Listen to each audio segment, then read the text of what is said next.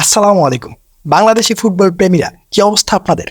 আশা করি সবাই ভালো আছেন। সামনে আমাদের মোস্ট ইম্পর্ট্যান্ট ম্যাচ সিঙ্গাপুরের বিপক্ষে।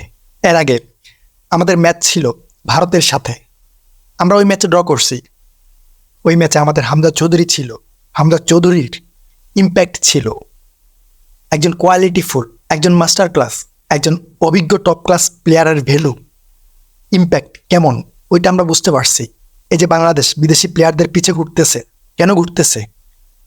এই টিমটাকে স্ট্রং করার জন্য। আর এক হামজা দিয়ে আমরা ওইটা বুঝতে পারছি। ইন্ডিয়ার বিপক্ষে আমরা শুধুমাত্র হামজা চৌধুরীকে পাইছি, বাট সিঙ্গাপুরের বিপক্ষে আমরা সামিত সোমকে পাইতেছি, আমরা বাহমিদুলকে পাইতেছি, আমরা হয়তো কিউবা মিচেলকে পাইতে পারি। ইভেন আমরা যেটা শুনতেছি এখানে নাকি আরো চমক আছে, অনেক বিদেশি প্লেয়ার আসতেছে, বাট কারা আমরা এখন পর্যন্ত জানি না। হয়তো শেষ পর্যন্ত আমরা চমক পাইতে পারি। এখন এই যে সামিত সোম আসতেছে, আমিদুল আসতেছে, এর সাথে আমাদের হামজা চৌধুরী আছে। আপনারা জাস্ট একবার চিন্তা করুন আমাদের এই টিমটা কতটা শক্তিশালী হইতেছে। তবে আজকে আমি স্কোয়াড নিয়ে কথা বলতে আসি নাই। আমি কথা বলতে আসছি একটা টপিক নিয়ে, একটা কনফিউশন নিয়ে। আমাদের অলরেডি হামজা চৌধুরী আছে, আমাদের সাথে এখন সামিত সোম আসতেছে। এখন আমাদের মধ্যে একটা প্রশ্ন, এই প্রশ্ন হয়তো আপনার মাথায় নাও আসতে পারে, আপনি নর্মালি নিতে পারেন, বাট আমার মাথায় একটু প্রশ্ন ছিল। এই যে হামজা চৌধুরী আর সামিত সোম, এই দুইজনের পজিশন সেম। এরা দুইজন ডিফেন্সিভ মিডফিল্ডার।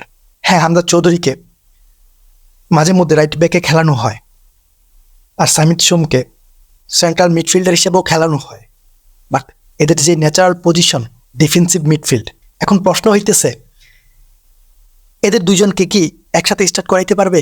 হামজা চৌধুরীর সাথে এর আগে আমাদের হৃদয় ছিল, বাট এখন সামিত সোম আসার পর হামজা চৌধুরী এবং সামিত সোম কি একসাথে স্টার্ট করতে পারবে? এই প্রশ্নটা হয়তো আপনার মাথায় না আসতে পারে, বাট আমার মাথায় একটু কাজ করতেছে। এই ব্যাপারটা আমার ক্যাচ করতেছে, যার জন্য আমি এইটা নিয়ে অনেক ঘাটছি। এই ব্যাপারটা নিয়ে আমরা বাংলাদেশিরা কথা না বললেও বাংলাদেশের বাইরে অনেক কথা হয়েছে। অ্যাকচুয়ালি হামজা চৌধুরী এবং সামিত সোম কি একসাথে স্টার্ট করতে পারবে? এই দুজনকে একসাথে স্টার্ট করালে কোনো প্রবলেম হবে? আমি জাস্ট এই ব্যাপারটা আপনাদের সাথে ক্লিয়ার করব। তবে এই ব্যাপারটা নিয়ে কথা বলার আগে আমি জাস্ট আমাদের স্বপ্নের কথা জানাই। আমাদের ডিফেন্সিভ মিডে হামজা চৌধুরী আছে। আমাদের প্রয়োজন ছিল একজন অ্যাটাকিং মিডফিল্ডার, আমাদের প্রয়োজন ছিল একজন প্রপার স্ট্রাইকার। আমরা লেফট উইঙ্গে ফাহমিদুলকে পাইতেছি, আমাদের প্রয়োজন ছিল একজন রাইট উইঙ্গার। এখন সামিত সোম আসতেছে, এটা আমাদের জন্য অনেক বড় প্লাস পয়েন্ট। বাট এই যে সামিত সোম আসতেছে, এখানে হামজা চৌধুরী এবং সামিত সোম এই দুইজনকে প্রপারলি ইউজ করাতে হবে। আর এর সম্পূর্ণ দায়িত্ব আমাদের কোচ হাবিয়ার কাভরেরার। উনি এই দুজনকে কিভাবে ইউজ করবে আমি জানি না, বাট এই দুইজনকে প্রপারলি ইউজ করাইতে পারলে আমাদের থেকে বেশি সাউথ এশিয়াতে কেউ ডমিনেট করতে পারবে না। আমাদের মিড এখন সব থেকে শক্তিশালী। আমাদের পরবর্তী টার্গেট থাকতে হবে আমাদের অ্যাটাকিং লাইনকে স্ট্রং করা। আমাদের কোচ উনি খুব ভালোভাবেই জানে, বোঝে এই দুজন প্লেয়ারকে একসাথে কিভাবে স্টার্ট করাবে, কিভাবে ইউজ করবে। আপনাদের হয়তো আমার কথাগুলো খারাপও লাগতে পারে ভাই, আমি জাস্ট আমার নিজের কথাগুলা আপনাদের সাথে শেয়ার করতে আসছি। আপনারা আমাকে পণ্ডিত বলতে পারেন, বাট আমার যেটা মনে হইতেছে আমি ওইটা আপনাদের সাথে শেয়ার করতে আসছি। এখন সামিত সোম এবং হামজা চৌধুরীকে স্টার্টিং 11-এ বা মূল একাদশে কিভাবে স্টার্ট করাবে অথবা কিভাবে খেলাবে, ওইটা বলার আগে আমাদেরকে ফিরে যেতে হবে ইন্ডিয়ার ম্যাচে। ওই ম্যাচে হামজা চৌধুরীর পজিশন কী ছিল, হামজা চৌধুরীর রোল কী ছিল, ওইটা আমাদেরকে বের করতে হবে। দেখেন, ভারতের বিপক্ষে আমাদের ফরমেশন ছিল 4-2-3-1।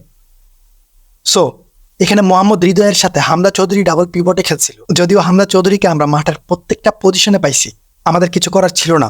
হামজা চৌধুরী পুরো মাঠে দৌড়াইছে ভাই। এই যে হামজা চৌধুরী আপনারা দেখেন, উনি ডিফেন্সে ছিল, মিড কন্ট্রোল করছে, অ্যাটাকিং লাইনেও ইম্প্যাক্ট রাখছে। এখন আপনারা বলতে পারেন তাহলে আমরা ভারতের বিপক্ষে উইন কেন হই নাই? ভাই, ভারতের বিপক্ষে আমাদের সব কিছু সলিড ছিল।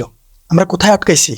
আমরা আটকাইছি আমাদের অ্যাটাকিং লাইনে। এই যে হামজা চৌধুরী এইখান থেকে মিড কন্ট্রোল করছে, এখান থেকে বল ক্লিয়ার করছে, বাট বল ক্লিয়ার করার পর হামজা চৌধুরী কার কাছে পাস দিবে, কে বল রিসিভ করে অ্যাটাকে যাবে, ওইরকম প্লেয়ার হামজা চৌধুরী পায় নাই। কোনো প্লেয়ার এখানে হামজা চৌধুরীর সাথে কম্বিনেশন মেক করতে পারে নাই। মিড থেকে বল নিয়ে অ্যাটাক করার মতো আমাদের প্লেয়ার ছিল না। আমরা ঠিক এই জায়গায় আটকায় গেছি। ডিফেন্সিভলি আমাদের কোনো প্রবলেম হয় নাই। হামজা চৌধুরী শুধুমাত্র মিড না, সে ডিফেন্সও কন্ট্রোল করছে। ওই ম্যাচে আমাদের একজন প্লেয়ার প্রয়োজন ছিল যে হামজা চৌধুরীর সাথে মিড ব্লক করবে, ডিফেন্স করবে, ট্যাকল করবে, আর এর সাথে অ্যাটাকিং লাইনে হেল্প করবে। ভাই, মিড থেকে বল নিয়ে উপরে যেতে হবে, ওইরকম প্লেয়ার আমাদের কাছে নাই। মোট কথায় আমাদের এমন একজন প্লেয়ার প্রয়োজন ছিল যার রোল থাকবে মিড থেকে অ্যাটাকিং লাইন পর্যন্ত। হ্যাঁ, সে ডিফেন্সিভ মিডফিল্ডার হিসেবে কাজ করবে, বাট তার মেন টার্গেট থাকতে হবে অ্যাটাকিং লাইনের সাথে কম্বিনেশন। তার রোল থাকবে ডিফেন্সিভ লাইন থেকে অ্যাটাকিং লাইন পর্যন্ত। এখানে হামজা চৌধুরী তার পজিশন ধরে রাখবে, বাট হামজা চৌধুরীর সাথে ডাবল পিভটে যে প্লেয়ার থাকবে তার রোল থাকবে সব থেকে বেশি। এখন আমরা যদি ইন্ডিয়ার বিপক্ষে আমাদের একাদশ দেখি, এখানে ওইরকম কোনো প্লেয়ার নাই ভাই। এখানে আপনি ওইরকম প্লেয়ার খুঁজে বাই করতে পারবেন না। আর এই রোলটার জন্য আমাদের এখন প্রয়োজন কাকে? সামিত সোমকে। হামজা চৌধুরীর সাথে রাইট নাও এই কাজটা সামিত সোম করতে পারবে। কিভাবে পারবে ওইটা আমি আপনাদেরকে বুঝাবো। এর আগে আমি আপনাদেরকে হামজা চৌধুরী এবং সামিত সোমের অ্যাট্রিবিউট ওভারভিউটা দেখাই। এটা দেখলে আপনারা অনেকটাই ক্লিয়ার হবেন। আপনারা শুধু মনোযোগ দিয়ে দেখুন, আমি আপনাদেরকে দেখাই। এই যে এটা হচ্ছে হামজা চৌধুরী আর এটা হচ্ছে সামিত সোম। এখানে টোটাল 5টা অ্যাট্রিবিউট দেওয়া আছে। সর্বপ্রথম আমরা ডিফেন্ডিংয়ে নজর দিই। ডিফেন্সিভলি এখানে হামজা চৌধুরী সামিত সোম থেকে অনেক বেশি এগিয়ে আছে। এরপর ট্যাকটিক্যালি এখানে হামজা চৌধুরী এগিয়ে আছে। এরপর টেকনিক্যালি এখানে হামজা চৌধুরী এগিয়ে আছে। ভাই, এই যে 3টা গেল, এই 3টা অ্যাট্রিবিউটে হামজা চৌধুরী অনেক বেশি এগিয়ে আছে। এখানে আপনি ডিফেন্সিভলি বলেন, ট্যাকটিক্যালি বলেন আর টেকনিক্যালি বলেন, হামজা চৌধুরী সামিত সোম থেকে অনেকটা এগিয়ে আছে।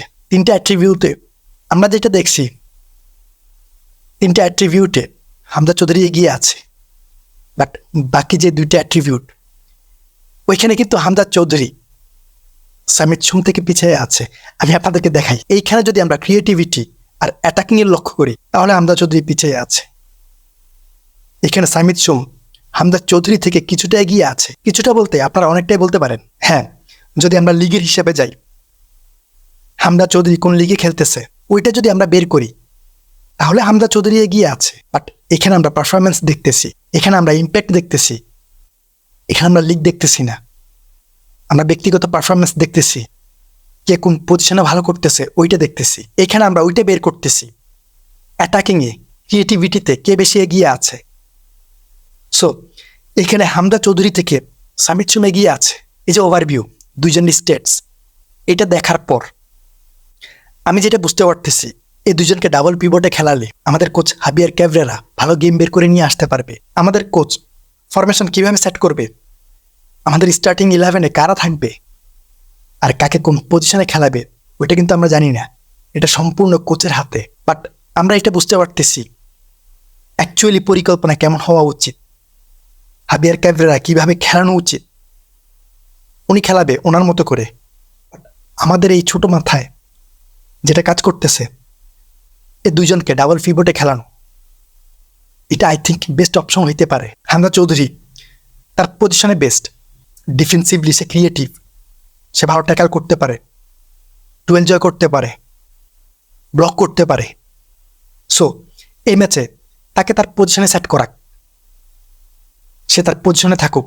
আর তার সাথে সামিত সোমকে ফ্রিডম দিয়ে দিক, সে খেলুক, তাকে আপনি ফ্রিডম দিয়ে দিন, সে খেলতে থাকুক, সে অ্যাটাক করুক, অ্যাটাকিং লাইনে যাক, নিচে আসুক, মিড ব্লক করুক। হামজা চৌধুরী বল উইন করার পর বল কাকে দিবে ওইরকম প্লেয়ার আমাদের ছিল না। বাট রাইট নাও আমাদের স্কোয়াডে ওই প্লেয়ার আছে। আমরা সামিত সোমকে পাইছি।